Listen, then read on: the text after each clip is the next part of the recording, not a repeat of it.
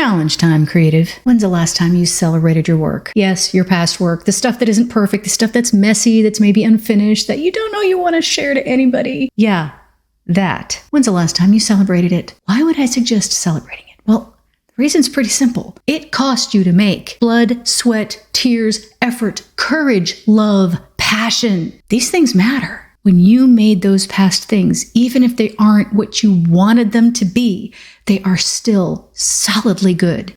They are part of your journey, where you were and who you were at that time. Everything it took to get you to that point in your life is reflected in those pieces of art, even if they're messy, even if they're unfinished. They deserve to be celebrated because you deserve to be celebrated. You earned where you are, creative. So, when's the last time you celebrated your work, even the stuff you didn't like very much? Maybe today's a good day to start. Be grateful for it, see it for what it was, and keep moving forward. Sit down with me now, and let's make something new.